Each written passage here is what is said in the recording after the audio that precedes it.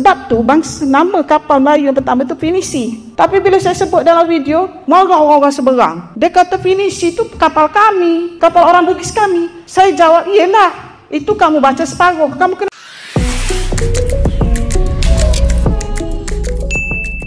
Assalamualaikum warahmatullahi wabarakatuh. Salam jumpa lagi di channel ini dan terima kasih untuk Anda semua yang tetap mengikuti video-video di channel ini.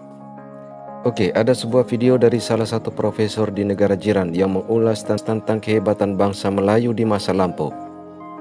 Dan sebagaimana pada video kami sebelumnya, negara jiran ini adalah salah satu negara yang paling getol membahas tentang Melayu dan segala peradaban Melayu, hingga memelayukan seluruh wilayah di Indonesia dan beberapa negara tetangga di Asia Tenggara.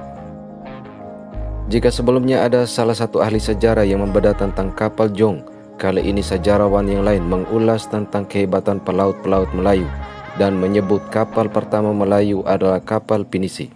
Kenapa raja-raja Yunani, raja-raja Mesopotamia, even Nabi Sulaiman alaihissalam sendiri berhubungan dengan orang Phoenician dan telah melantik orang Phoenician menjadi kapten kapal? Ini disebut dalam era Bahawangsa. Kena akui itu.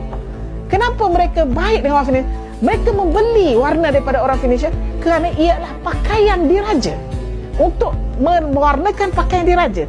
Justru kalau kita tengok cerita-cerita Greek kan, mereka pakai metal kat belakang itu, dan kenapa warnanya bersinar? Melalui warna itu. Kan dia gunakan ungu kan?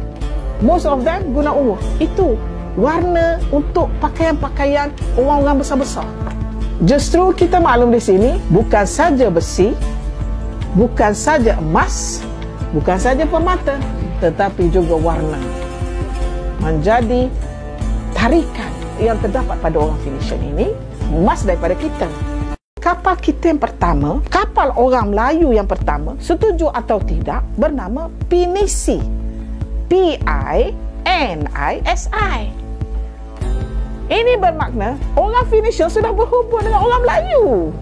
Itu je poin yang saya nak bagi. Telah berhubung dengan orang Melayu, dan orang Melayu pandai belayar kan? Pandai tengok bintang tanpa memerlukan kompas. Mereka berdasarkan kepada percikan air dan laluan burung-burung. Dan tengok dia sudah menggunakan juga bintang. Daripada mana mereka? Daripada bangsa ini. Justru kapal kita yang pertama bernama Pinisi. Itu.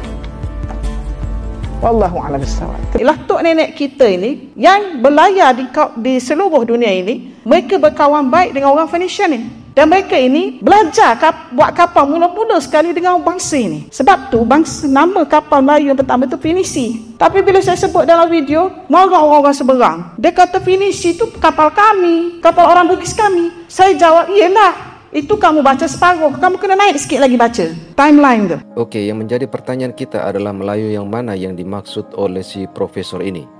Jika Melayu adalah Melayunya Semenanjung atau Melayunya Malaysia sebagaimana cuitan netizennya, maka inilah sejarah yang membabi buta karena memelayukan semua suku bangsa yang ada di Indonesia. Istilah Pinisi tidak muncul dalam manuskrip manapun yang dapat diakses. Namun dalam bahasa setempat, Pinisi berasal dari bahasa Bugis, yaitu dari kata panisi yang berarti sisip, atau mapanisi yang berarti menyisipkan, yang mengacu pada proses mendempul. Karena lopi di panisi berarti perahu yang disisip atau didempul, dan kata panisi mengalami perubahan fonemis menjadi pinisi.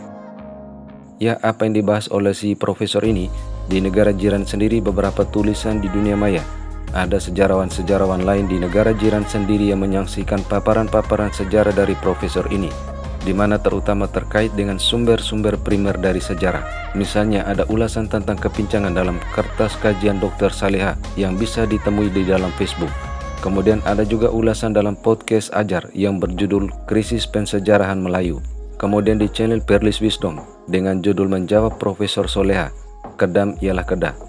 Lalu ada juga beberapa video kontra narasi di channel Syahbudin Ahmad. Profesor Salehah yang dihormati, sebagai seorang ilmuwan dan pendidik, tanggungjawab kita adalah memastikan bahawa setiap kenyataan kita yang kita sampaikan, terutamanya yang berkaitan tentang agama, berkaitan tentang sejarah, didasarkan kepada sumber-sumber yang sahih dan dipercayai. Dalam dunia akademik dan keilmuan adalah penting untuk selalu merujuk kepada dalil-dalil yang kukuh, sama ada dari Al-Quran, sama ada daripada hadis atau sumber-sumber sejarah yang autentik. Bukan boleh cakap macam tu saja. Saya doa kepada Allah SWT, semoga Profesor Salehah terus berkhidmat dengan cemerlang dalam bidang akademik, dan semoga Allah Ta'ala memberkati usaha-usaha dalam menyebarkan ilmu yang bermanfaat kepada masyarakat. Cuma kita juga perlu sedar untuk memperbaiki cara kita membuat kajian dan juga semakan.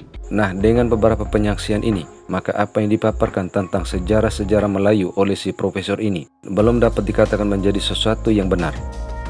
Ya, sudah menjadi pengetahuan umum bahwa pinisi adalah kapal tradisional di Indonesia yang berasal dari Sulawesi Selatan. Kapal ini adalah kapal legendaris yang digunakan oleh masyarakat suku Bugis dalam mengarungi lautan Nusantara hingga ke berbagai belahan dunia.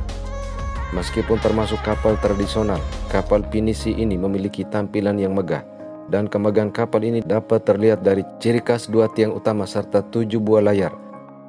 Kapal pinisi diperkirakan pertama kali dibuat oleh putra mahkota kerajaan Luwu yang bernama Saweri Gading pada abad ke-14. Hal ini sebagaimana tertuang dalam sebuah naskah La Galigo. Ya, seperti apapun uraian dari profesor asal Malaysia ini, pinisi menjadi salah satu warisan budaya Indonesia yang telah diakui UNESCO pada tahun 2017. Kapal pinisi diakui telah menjadi bagian dari seni berlayar wilayah kepulauan di Indonesia, dan pembuatan kapal pinisi ini masih bisa ditemui hingga saat ini di beberapa wilayah di Sulawesi Selatan. Rangkaian proses pembuatan kapal pinisi ini merefleksikan nilai sosial budaya kehidupan sehari-hari, yaitu kerjasama, kerja keras, keindahan, serta penghargaan terhadap lingkungan alam. Dan dalam pembuatan kapal ini juga memperhatikan ketelitian dari sisi teknik dan navigasi. Dan sebagaimana yang kita lihat, negara jiran ini seakan-akan melakukan hegemoni atas peradaban Melayu, sehingga segala sesuatu yang berkaitan dengan kemelayuan dinarasikan sedemikian rupa, seakan-akan segala potensi peradaban masa lampau menjadi milik mereka juga. Konsep Melayu Mahawangsa terus menjadi mimpi indah karena faktanya peradaban masa lampau telah membentuk peradaban modern dalam negara-negara dengan peradabannya masing-masing dan menjadi jati diri. Apalagi dalam benak sebagian warga negara jiran ini merasa merekalah yang paling Melayu dan juga seakan-akan menjadi pemilik peradaban Melayu karena nama negaranya diawali dengan Malay. Inilah yang dapat dikatakan konsep yang rancu dalam memahami Melayu dan kemelayuan. Dan ketika terjadi perdebatan, salah satu argumennya adalah Indonesia belum wujud saat itu. Padahal peradaban dunia sudah berada pada peradaban modern yang berbentuk sebuah negara dengan wilayah teritorialnya masing-masing, dengan potensi segala kekayaan alam, adat, budaya, dan sejarah sebagai sumber daya dalam tata kelola negara dan menjadi jati diri dari suatu bangsa dan negara.